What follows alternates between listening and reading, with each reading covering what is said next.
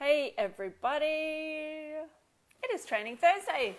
I am in the ball pit, just in case you guys didn't know. I ran NATX only a couple of weeks ago. Alright, 10 weeks ago. And at NATX we had a ball pit. In actual fact, that ball pit lives at our house now in our garage. And it was my son's 11th birthday this week. And there is this incredible thing that's happening around the world right now that is forcing us to stay at home and not have as much fun as we consider. And the thing is, there are a few things that I really wanted to make sure that you guys knew about. And being in a ball pit is one of them. I get to come in here this week every couple of hours and have this beautiful sensory overload or a little nervous system reset about what's happening with my nervous system. And we're all a bit funky and a bit weird right now. And, it was a full moon and all of the things. But I thought I would share with you 5 of the things that are getting me through this last little chunk. Because we are on that downslide. And although it hasn't changed right now, and we're all a little bit funky and a bit weird, there is something that is happening, and there is a bit of a change. And I wanted to share with you 5 of the things that have gotten me through. And one of them is fun. And one of the things that I've been hearing a lot with my mentees is, where did all the fun go? I've got to be a school teacher, and I've got to get the school teaching right, because if I get the school teaching wrong, it's all going to be really crazy. And what happens if all of the kids go back to school and they don't know the things that they were supposed to know? And what happens if my business completely implodes on itself? And what happens if I don't fill out that form properly that gives me the little life raft that I need to get me through the next 6 months? What is that form anyway? Who's got a degree to fill out a form?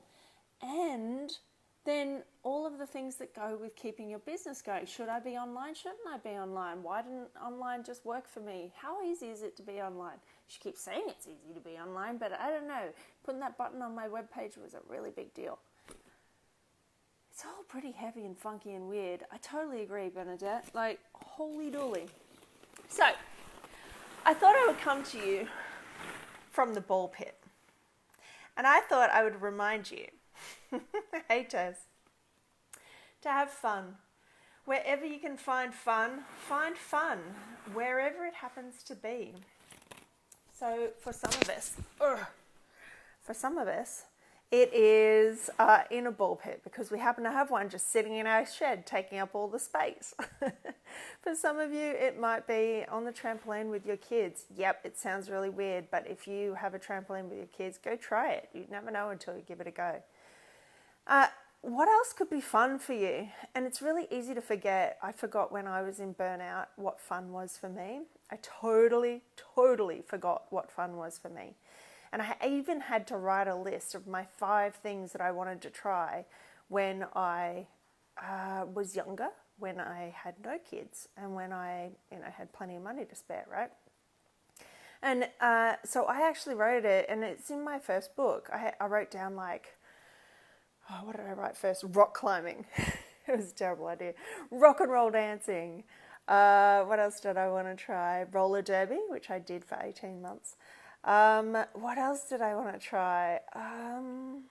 Live drawing. Now, nearly all of these things are available to you. You just can't do them with lots of people, right? And so if you have forgotten the fun in your life and you are obsessed with being the homeschooler extraordinaire, the house cleaner extraordinaire, and the online business maven, and it's not quite working out for you, I highly suggest you find your version of a ball pit. And whatever it is for you, give it a go. So give that a go and see what happens with your life. Write down those 5 things that you've forgotten about and that you want to try, and then try them. Give it a go. You never know what it'll bring. Number 2, go outside.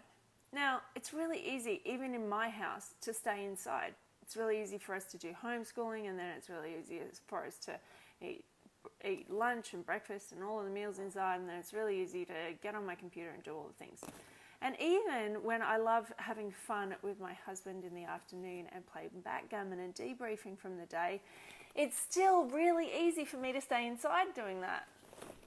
But nature's pretty cool. There's a reason that we're all practitioners and that we all really love nature. We should probably listen to her a bit more often and spend some more time outside. Literally, if you're feeling funky and feeling weird and feeling like this whole thing won't end, go outside. Have a cup of tea on your back veranda, on your back porch, just outside your back, like wherever you happen to be, on that little bit outside your window, wherever you happen to be, go and do that. Number 3, I'm so excited, Tessa and Erin, that you were there and you can feel what it feels like to be in all of these balls. Number 3, if you're feeling funky and you're not quite sure what is going on and you haven't done it yet, get a routine. I know it's not as fun, but getting a routine really changed the way that I was doing things. And it really, I'm not kidding, I could spout it off all the time as a practitioner, but it really changed the way I was doing things inside myself to actually commit with my daughter, my stepdaughter, to do yoga every morning. And I know it's not for everybody at different seasons of your life, but whatever you can commit to doing every single day, maybe it's calling somebody, maybe it is, as long as it's a touchstone thing, Tess says she's doing a daily 5K walk, listening to Charles Dickens novels. Oh, that's so you. I can totally see you in your retro get-up doing that too, Tess. Whatever it happens to you, it happens to be for you, and this is the thing, it has to align with you. So right now, yoga aligns with me, and I don't know, it hasn't before. I've been in and out of yoga for 20 years, but now all of a sudden I'm like, if I can do that in the morning, my nervous system is at a level that I can deal with the rest of the things in the day. So, get a routine. Number 3. Number 4, I've got it on my hand here. Family. Now, if you guys have got a family, if you haven't, cool, go and take your dog for a walk or your furry friend. Otherwise, call your family. But if you do have a family at home, and I have 3 children and a husband at home who has pivoted like a champion, he's yelling in the background, he can hear me in the ball pit. He has pivoted like a champion in business, but it means that he's at home, and so are all the kids, and so is everybody else who was never at home before when I was doing all my mentoring calls here and everything else. But if you have a family at home, here's my suggestions. 1, get a topic jar. Find some topics that all of you wanted to know something about and start talking about them at dinner. What we did was give one to each of us, and then we have to present one day a week. It's kind of like our own Toastmasters, but it's really cool because we all love learning and we all love doing cool and kooky things, and we're kind of outdoing one another in the way that we do that.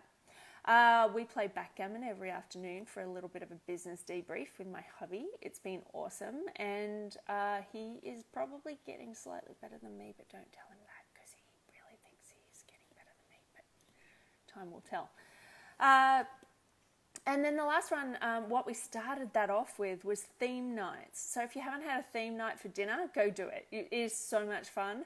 Just using the things around the house to match a theme, whether it's the food that you're eating or maybe a theme that you really love, like Charles Dickens novels, like Tessa said.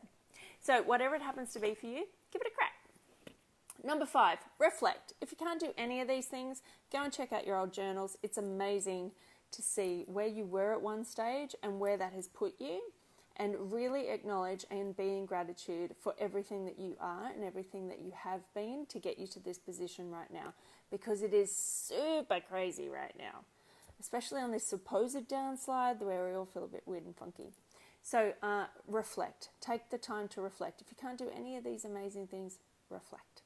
And last one, bonus one. I always love to give a bonus. It's number 6.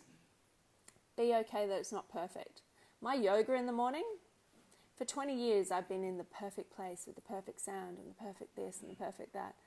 My yoga in the morning now sounds like Murray making coffee in the background, my dog doing yoga. If you haven't seen it already, it's Instagram stories. My dog doing yoga with me, my kids asking me what I need, or what they need, more likely, and all of the sounds that you wouldn't expect, like Murray drilling the deck. Now, things aren't going to be perfect. Putting this ball pit together at 9 o'clock at night while my kids were asleep to surprise my 11-year-old the next morning, it wasn't perfect, but we've had it up all week and it's amazing. There are things that you're going to go through to try and get these new kind of things in your life, or even to reflect. There's going to be icky, weird feelings. Go with that. It's not going to be perfect, but it's okay, and you're going to get through it. So if you needed to hear this today, I hope that this has been helpful to you. Nothing is perfect, and this definitely wasn't the type of live that I usually do. So I hope that this has given you permission, given you a little bit of resonance that you needed to have the fun you need, to go outside, or to connect with the people that you need to connect with in a way that you possibly haven't for a while, and to connect with you in particular. If it has resonated with you, please share it with somebody that you know so that they can get something out of it as well. Because we've still got a little bit to go in this little weird climate that we're in at the moment. And I hope that you and everybody else is safe and making the most of having fun and seeing things in a way that could be helpful to you and not hindering to you. All right, much love to you, Tess, Fee, Lara, Erin, Bernadette, and anybody else who was watching. Massive love to you. Stay safe, stay healthy, and stay holy. And I will catch you in the next Training Thursday. See you guys. Bye.